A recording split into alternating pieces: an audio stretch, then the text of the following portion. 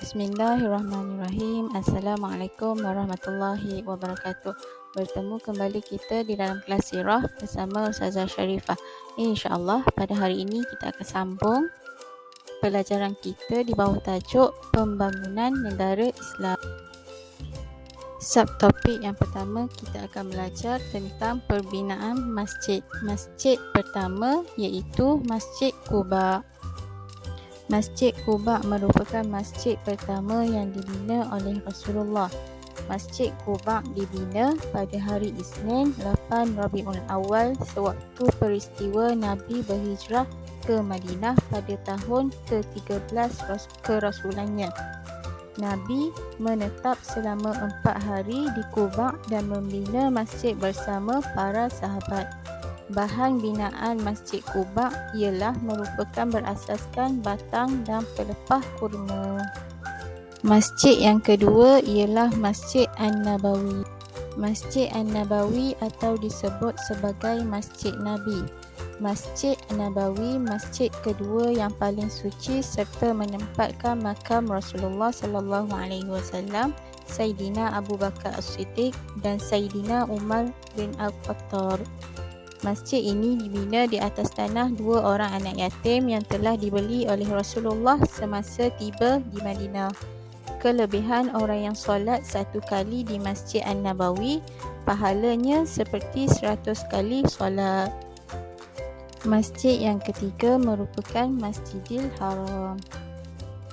Masjidil Haram terletak di kota Mekah Al-Mukarramah dan dibina mengelilingi Kaabah, tempat suci pertama di dunia dan disebut sebagai Baitullahil Haram.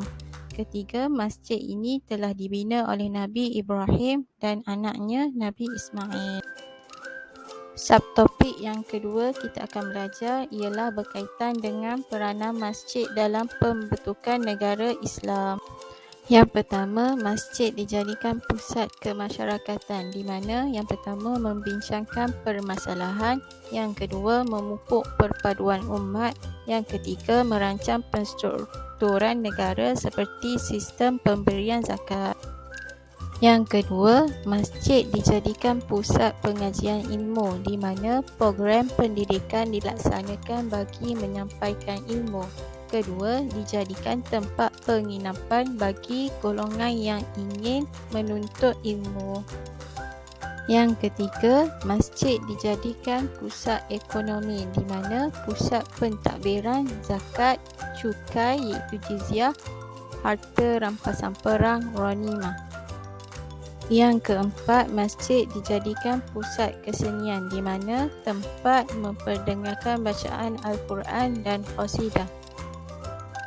Yang kelima, masjid dijadikan sebagai pusat politik di mana tempat bermesyuarat membincangkan strategi perang, tempat kunjungan diplomatik dan delegasi daripada negara Islam atau bukan Islam.